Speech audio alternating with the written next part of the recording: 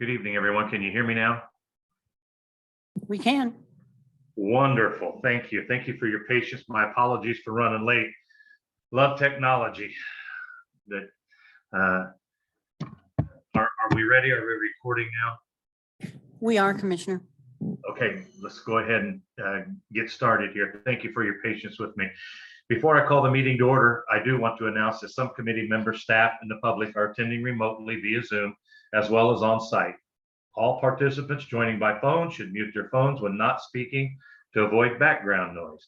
During the meeting, please make sure that you announce yourself by name, title, every time you speak so the public that is observing knows who is speaking. This is critical given the number of remote participants and is current guidance from the Kansas Attorney General. The public is allowed to participate by Zoom or submit comments by email prior to the meeting, and those comments will be included in the record of this meeting. The public may also indicate their intent to provide remote public comment by contacting the clerk's office by 5 p.m. the Thursday before the meeting. The public also will have an opportunity to provide brief comments either by telephone or via Zoom from the 5th floor conference room of the municipal office building. I will now call the meeting of the Economic Development Finance Standing Committee to order, and I would ask the clerk to please call roll. Roll call. Haley? Present. Davis? Here. Townsend? Here. Stites? McKiernan? Here. Burrows? Here. Thank you, committee. There are no revisions to the night's agenda. And so our first order of business is the approval of the minutes from the January 25th, 2022 meeting. If you need a few minutes to review them again, please do so. If not, I'd entertain a motion. Stites, motion to approve. Haley, second. We have a motion and a second. Thank you, gentlemen. Clerk, please call roll. Roll call. Haley? Aye. Davis? Aye. Townsend? Aye. Stites? McKiernan? Aye. Burrows? Aye. Thank Vote you, is 6 to committee. 0. Great, thank you. This takes us to our first item of business this evening, and it's an ordinance clarification of boundaries of star bonds for the Village East area. And my understanding, it's an ordinance correcting an error in the legal description and map pertaining to the Village East Star Bond District boundaries. I will now at this time call upon Patrick Waters, Deputy Chief Counsel, for the presentation. Thank you, Chairman Burrows. I'm actually going to turn it over to our bond counsel, Lisa Russell with Gilmore and Bell. And Commissioner Burrows, this is Commissioner McKiernan. If I could interrupt for just a moment, I wonder if it would be better if we here in this room were all logged into Zoom, because I don't think any of us are. That way you'd have a better idea of whether or not we wanted to ask questions or give comment on anything. Okay, And I'll leave that up to you. if clerk or with somebody, if you just speak up, or if the clerk will just let me know someone who wants to ask a question, raise your hand there, and she can tell me, and I'll do my best to recognize you. And I apologize for the inconvenience. As I said, it's been a Thank you, Commissioner. That will work fine. challenging day. Thank you. Okay. Patrick, I'm sorry, you said you were going to ask who to make the presentation? Yes, I'd like to recognize Lisa Russell from Gilmore and Bell, our bond counsel. Okay, thank you. Thank you, Patrick. Just to give everybody a little bit of background on this, when Village East Star Bond District was formed, that was in 2005.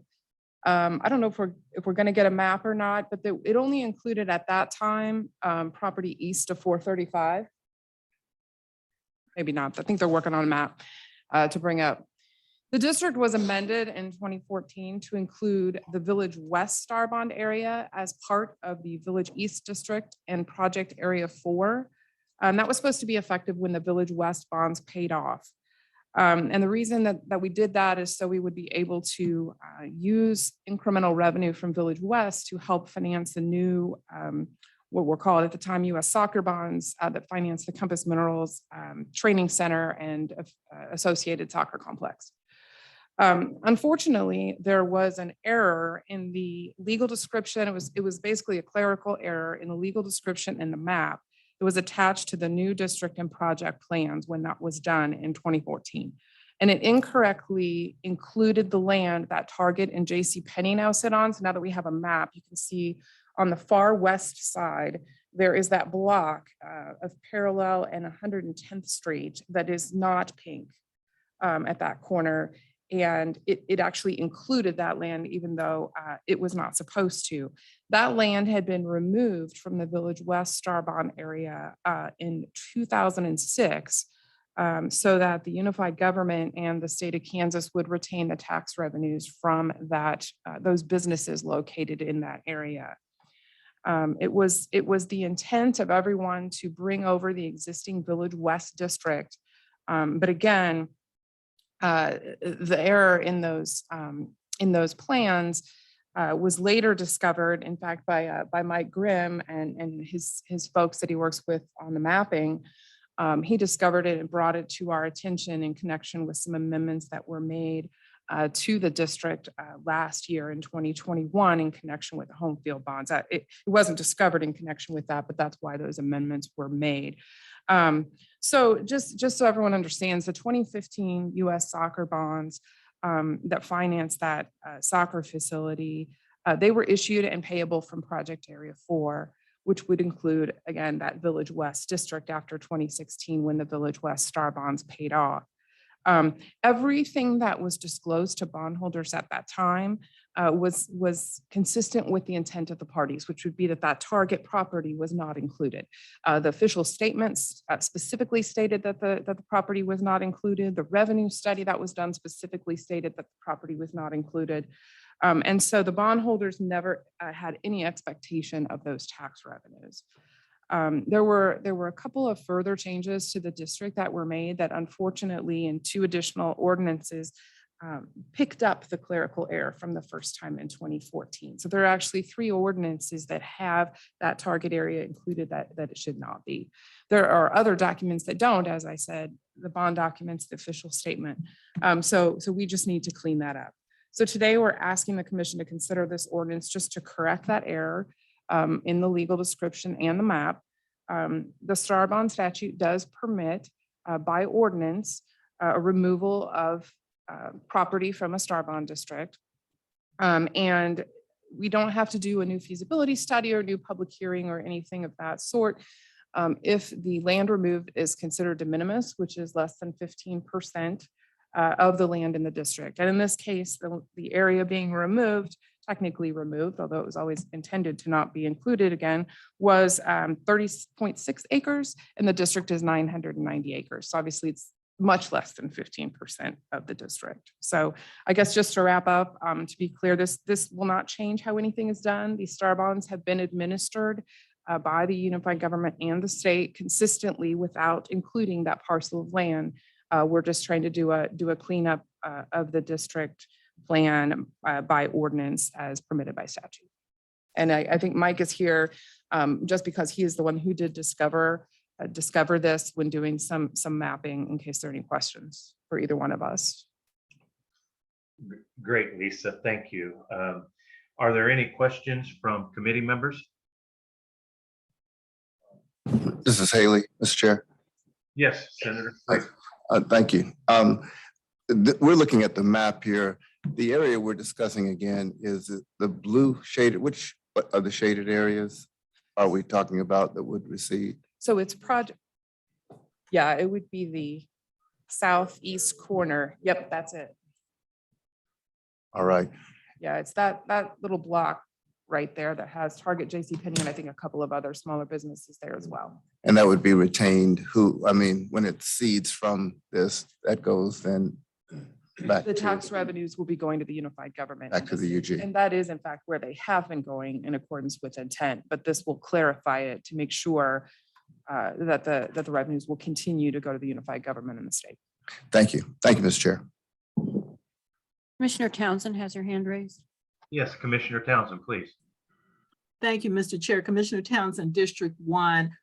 Ms. Russell, my question is similar to Senator Haley's. As I'm looking at the map, based on what the requested change is, please tell me how differently this map will look? What will change on here?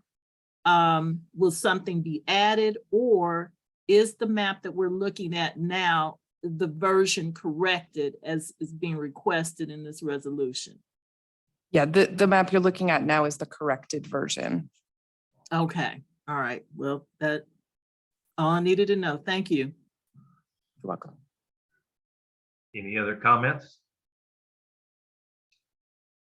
Clerk, if there's no hands, I will ask if there was any comments received from the public. No comments were received. Wonderful, thank you. Is there anyone in the audience who wishes to speak? No one is appearing. Again, one more time, if any commissioner have any other questions, final questions or comments? Mr. Chair, Ms. Haley, Yes, David? thank you again. Appreciate it. I will be supporting this motion, but wanted to do a full as to terminology or the semantics, I guess. Name Village East, particular case is also held in Wyandotte County by an entity, business entity ID number 6064661, the Kansas Secretary of State's office, which has been in good standing since 2004. And I am concerned, I have an ongoing concern which will be addressed, having conferred with legal, UG Legal and others, about the conflict or potential conflicts of a dual use of the name as to what Village East means. However, this is about the boundaries, speaking about the geography of that current designation, which says it's Village East, though it's really on the western part of our county. And for the sake of the continuity of moving the project forward, I will support it with the caveat that I hope to have the semantics cleared up for the name at some subsequent discussion. Thank you, Mr. Chair. Thank you, Mr. Haley. Any other comments? Seeing no other comments or hearing no other comments at this time, I would entertain a motion. McKiernan, District 2, move to approve as submitted. Davis, second. We do have a motion and a second. I would ask the roll, ask clerk, please call roll. Roll call. Haley, Aye. Davis, Aye. Townsend, Aye. Stites, Aye. McKiernan, Aye. Burrows. Aye. Thank Vote you. is 6-0. Thank you, Madam Clerk. That takes us to item number 2, which is again is another ordinance, and it will be creating the solid waste enterprise fund. And that there is a request to fast track this item to the August 11th full commission meeting. And I believe that we have Jeff Fisher, Executive Director of Public Works, and Debbie Johnson, our Deputy CFO, for comments. So whenever staff is ready, please. Good evening, Commissioners. Debbie Johnson, Deputy CFO. I'll be starting out the presentation. I am here with Jeff Fisher, Director of Public Works, and Daniel Kuhn from the Legal Department, as well as Patrick Waters. So tonight, we're here to talk about the creation of the new Solid Waste Services Fund. Did just want to note that our intent is to move all the activity for the solid waste program into the new Solid Waste Services Enterprise Fund. It was previously being paid, the transactions were recorded both in the City General Fund as well as the Environmental Trust Fund. An enterprise fund is a self-supporting fund that is supported by user fees. As you can see, we are charging a user fee on the residential units, and that fee is collected through the Board of Public Utilities. Creating a separate fund would allow more transparency about fees and costs. All the activity for the fund will be recorded in this one particular fund. We still will have the Environmental Trust Fund that will record any environmental issues. Currently, the only one that we are monitoring right now is Garland Park.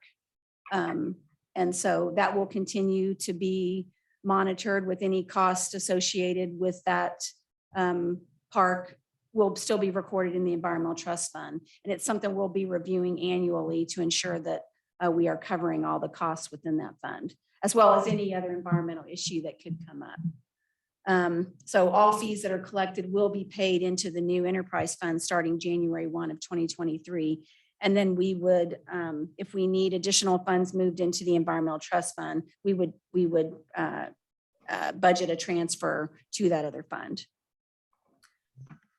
So setting up this new enterprise fund does require amending the UG Code of Ordinances. And the ordinance was included with your packet, and I believe it was a red line version that showed the changes. I'll just make note that we did amend section 31-17. I think within that section, it did list the fee showing on a biannual basis, and that was previously the case. But now over the past several years, the fee has been adjusted on an annual basis.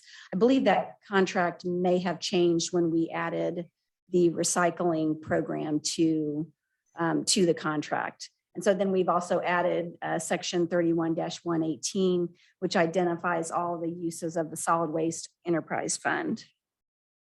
I've just got here on this slide just showing all the collection of fees and the purposes for what the costs that we will be paying for out of the solid waste fund. All of these are costs that we currently pay for in the city general fund, which includes the contract for disposal of residential and municipal solid waste, the curbside recycling, household hazardous waste, community waste and cleanup programs, street sweeping, collection and disposal, all trash and debris collected by unified government departments, and also funding the solid waste environmental liability fund.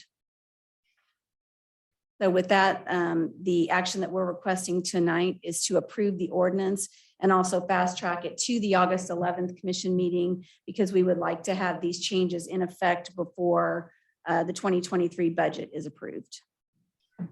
Okay. Thank you, Debbie. You went through that pretty well. I appreciate that. Thank you. I'll ask the clerk, I'll ask the members of the committee if there's any questions.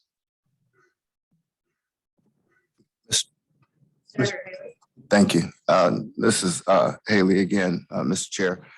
I'm the member from the BPU that's here, and as you know, we're the collection agency for the city, for the UG on many of these fees, be they pilot and wastewater and a host of others. And I was wondering, what is it anticipated that this particular fee or user fee might cost? What would be the pass-through that the BPU would be required to collect were this to pass? Do you mean the total amount of the fee that they would collect for the year? Well, we could begin there, but then we're going to want to kind of break it down so that our everyday, ratepayer or user might understand how much. The current fee is $16.25 per resident. That's the recycling. That's the residential trash and recycling. All right. So would there be any additional fees beyond that this seeks to bring the solid waste services, other than the current one, the 16 or approximately $16 a month? Right, and that's the fee for 2022. Yes. So going to the outlying year, the next year, would that increase or would it be held stagnant? We did propose an increase for the solid waste fee for 2023. Each year we review the annual contract, and set out in the contract are certain indexes that we have to look at for CPI increase. We look at those and then we adjust the customer fee by the same amount that the contract increases. And finally, is this a uniform fee, be it residential or commercial, for those commercial BPU members who do not have a private service, trash service? Does everyone pay the $16 regardless of the type of BPU? The $16.25 is what is paid for residential units, and the contract states here that it's per residential unit and levied on all single-family residents and all residential units in buildings containing not more than 4 dwelling units. So no commercial entities pay this at all. That's Just- correct. Okay. All right. Thank you. Thank you, Mr. Chair. You bet. I understand Commissioner Townsend has her hand up. Yes, she does. Commissioner? Thank you, Mr. Chair, Madam Clerk, Commissioner Townsend, District 1. Ms. Johnson, you did summarize, I think, all the questions I had, but I just need to hear them one more time. So the fees that are being collected are not changing. They are just going to this new fund that's being established to collect them. Is that correct? That's correct. That's correct. The Okay. fees are normally collected into the city general fund and the environmental trust fund. And now all the fees will be collected into this new enterprise fund. Okay, so let's say that you have to make an expenditure related to Garland Park. The money will come from what fund, though? That would come from the environmental trust fund. Currently, the monitoring for Garland Park is budgeted over in the Garland or in the environmental trust fund. Okay. So will there be a breakout then of the monies collected between the environmental trust fund? No, I'm sorry.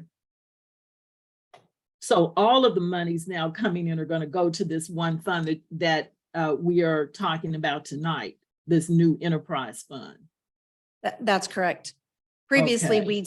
we'd split the revenue between the city general fund and the environmental trust fund. But now all of the funds will be collected and deposited into the enterprise fund.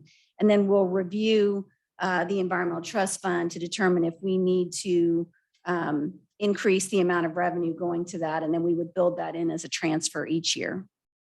Got it. Okay.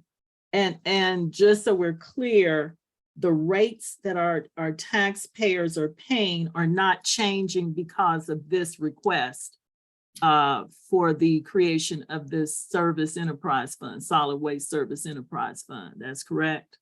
That's correct. They're not changing because we're switching to a different fund.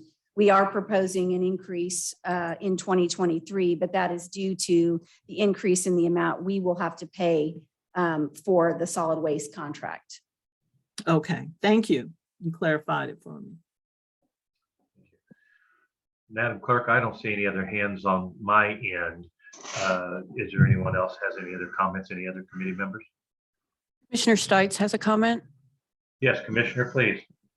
Stites, District 7. So I want to get my mind around, so the residential versus commercial. So I know that this only applies to residential. So are we saying that all commercial businesses in Kansas City, Kansas have their own trash pickup, that every single one of them? Is that right? Is that right? Yes, yes. Are we done? Okay, I didn't. Okay, thank you. Any other questions? Senator Haley. Well, thank you. To follow up, so every commercial BPU bill does not have a line item for trash and recycling. That's not on, that's bifurcated. So if you're a commercial BPU customer, then there's no recycling charge on any commercial account. The UG only contracts solid waste and recycling for residential units. So that's all that BPU should be billing for Commercial accounts. residential only. Okay. Leaving the commercial community to have their own contracts with waste haulers. Okay. And unrelated, but related, is there a separate entity that, or department where we have an FTE that administers this fund? I mean, is there another personnel? Is there another department that will administer it? A separate department, or is it all still in-house? That has always been within Public Works and would continue to be unless structural changes are With made. no need of additional or additional personnel to implement it? Not as a result of this directly, no. Okay. All right. Yeah. Thank you. Mhm. Thank you, Mr. Chair. Any other questions? If not, I do have a question. I know it's been asked a number of times that this change in ordinance and this change in language will not change the fee. But we will be looking collectively at the fee during the budget process, Debbie? Yeah, yes, that was part of the presentation of the 2023 budget last week. Okay, and this change in ordinance, it takes it from a biannual to annual, so every year. And if I remember correctly, you said this was attached to the CPI, of which we've had a tremendous growth in the CPI this year. Yes, we've been, I think the language in the ordinance was changed this year, but what we're doing right now, however, we did change from a biannual to an annual review of the cost several years ago. Strictly regarding the contract with Waste Management. That's correct, Oh. right. Yeah, I just see that it stated that the new ordinance underlined heavy print says the solid waste services fee may be adjusted by the Unified Government Commission on an annual basis based upon changes to the program costs and inflationary costs related thereto, when it used to be biannually, right? I'm looking section D, reading the print. Yes, we used to previously adjust that biannually. Okay, thank you. That I appreciate it. I have no other questions, and we do know that this will not bring a fee increase changing this language, but that the fee increase may be discussed during the budget hearing that is separate from this. So I would ask the clerk if there was any comments received from the public in reference to this issue. No comments were received. Thank you. Is there anyone in the audience who wishes to speak this evening? No one is appearing. Thank you. Committee, it'll be the determination of the chair to call for a motion. This is an actionable item to fast track it forward to the next Thursday's meeting. McKiernan, District 2, move to approve as submitted. Davis, second. Thank you. We do have a motion and a second. Thank you, commissioners. I'll ask Kirk, please call roll. Roll call. Haley? Aye. Davis? Aye. Townsend? Aye. Stites? Aye. McKiernan? Aye. Burrows? Aye. Vote is 6-0. Thank you. Thank you, committee. That takes us to our third and final item for this evening. And I will give staff just a moment to get situated. It is the UG Grants Management Manual Report. This item is for information only. It's not an action item. And I believe I will be recognizing Kathleen Von Atchen, our Chief Financial Officer, who will make the presentation this evening. Good evening. I'm Kathleen Von Atchen, the Chief Financial Officer, and I'm very excited to explain to you our next step in the development of our new Grants Management Division under the Finance Department. So the middle of last year, thanks to the Commission's approval and the county administration, we were able to develop a new department or division under the Finance Department that's Grants Management. And we reassigned an FTE from the former Public Safety Business Office, who had been managing grants for many years for community corrections and for the Sheriff's Office. And she became our grants manager. And she's with us tonight. It's Rebecca Sandow. So we've only had this position or this kind of small in infancy, it's an in infancy department for about a year now.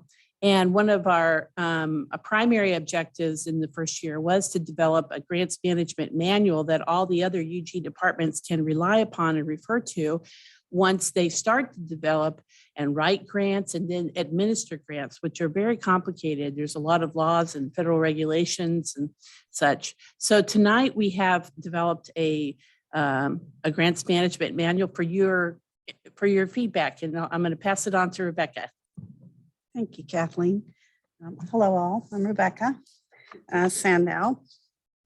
So briefly, we're just going to give you a very short presentation as to why we did a grant. Just give you a brief presentation as to why we decided to do a grant manual.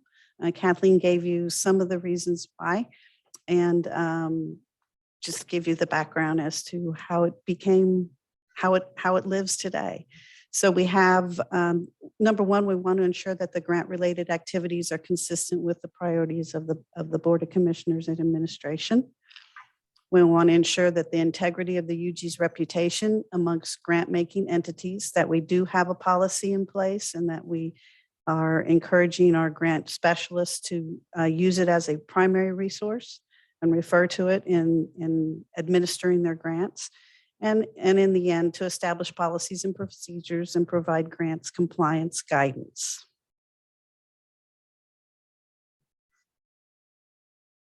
We had a number of collaborating partners along with my office. We also sought the help of iParametrics, who is our grant writing consultant and has been for a while, as well as our grant management work group, which we've established across the unified government, has roughly 68 people involved, including grant specialists and some county commissioners or county administrators.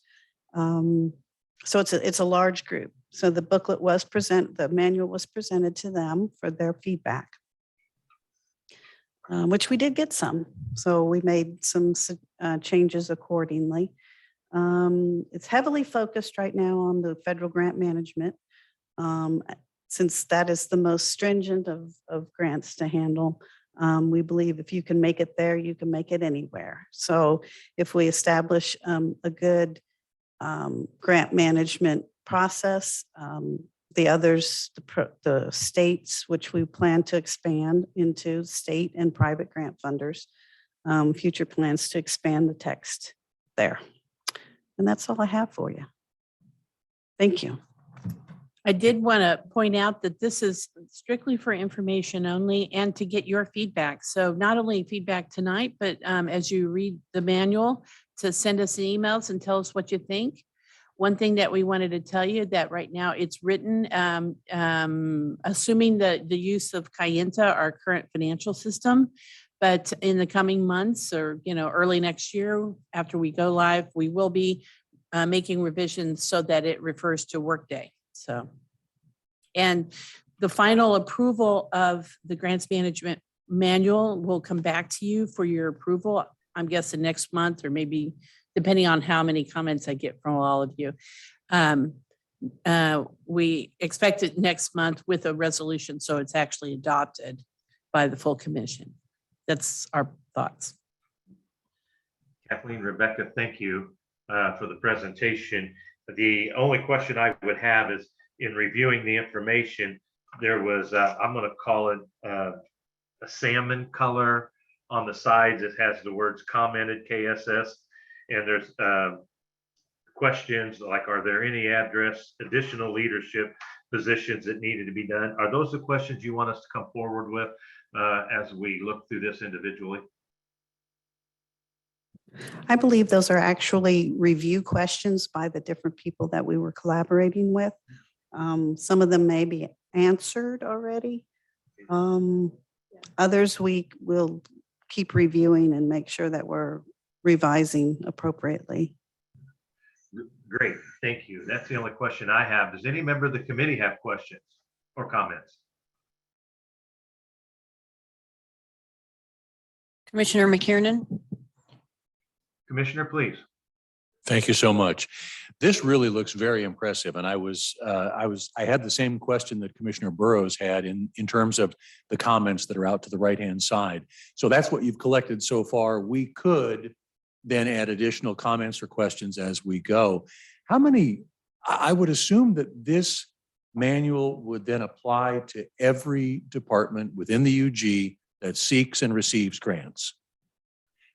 And if that's the case, how many departments is that? How broad is our grant seeking effort within the UG? Well, I think there's 47 departments, but not all of them do grants. Right. But so maybe half, you know. I don't know the departments, but I do know that we have a large contingency of people in our grant management work group.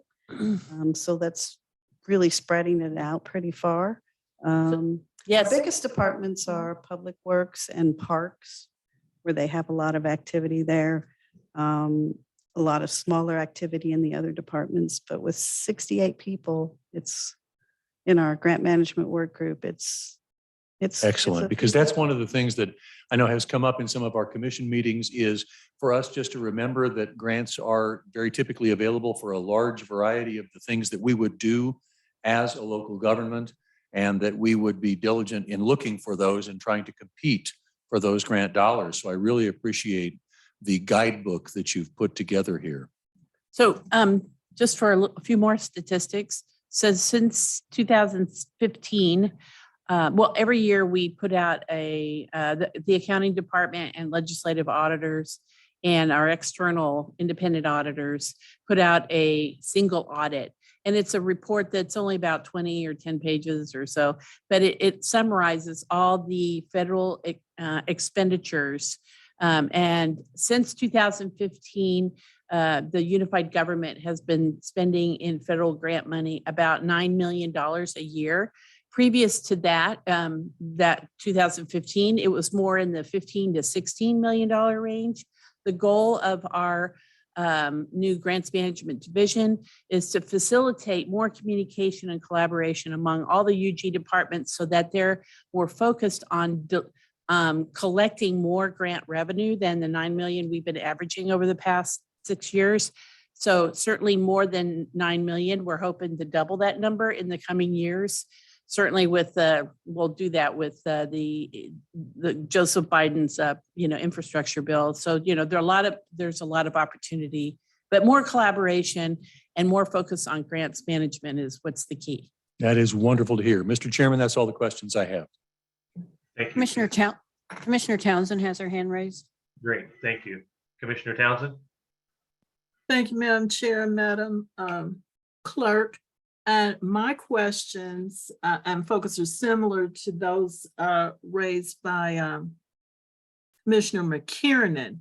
This was very interesting to me, as I think our chair has already made reference to discussions we've been having during budget about grant writing and staffing to take better advantage of it. But Ms. Sandal, as I understand some of the numbers you mentioned early, we've got what, about 24 to 26 departments that are actively looking for grants or have staff that does that. Is that correct? That's correct. Okay, and so what is your relationship to those departments and your position, your full-time position related to the presentation tonight and how you interplay in all this in terms of looking for grants or reviewing grants? Currently, we will be searching for a grant search engine that will help me go out and look for grants based on what's been obvious, what's presented in perhaps the capital projects, what the different departments are interested in doing outside the capital projects.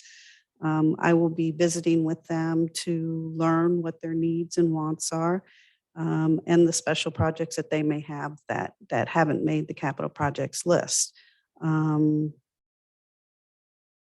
Yeah, I mean, in addition, she's facilitating periodic meetings with all that 86 member grant work group so that they are trained on grants writing and grants administration, and that they share information amongst each other so that if there's a grant opportunity available, then and it crosses between departments in terms of its focus, they can actually collaborate together. I think, for example, it's kind of hard to communicate among all the departments. And actually about a month ago, there was an example of that where people were wondering if the fire department had applied for a grant that or if we knew about it or what have you. I can't remember now exactly what that was, but the fire department is out doing something and it's, what they're seeking is similar to something that some other other department is also needing. So if there's some better collaboration amongst all our departments, then we can have a better opportunity to fight for that grant because we'll be more competitive.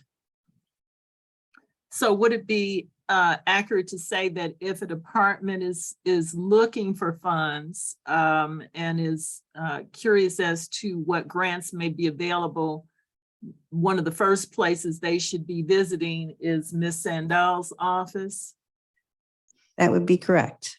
Okay. And you mentioned that you're looking for, what is it, software, some type of program that would help you to identify grants that are available kind of across the board for different needs. That's correct. That's correct. Yeah, Okay. we currently have $140,000 allocated in ARPA funding for a future grants discovery software package, but we're holding off on doing an assessment of the needs and proposals until we implement Workday and we can fully understand how any future software would comply with or work well or integrate with Workday. So we're kind of holding off on that at the moment. Okay.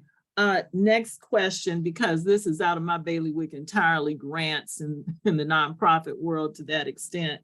But the presentation made tonight, how would this be used in correlation with whatever the grant requirements are, or the application? For instance, the casino grant fund. Okay, there's certain prerequisites that program has. So how does this program dovetail into that, or if at all? What is the significance of this program to us that you presented tonight?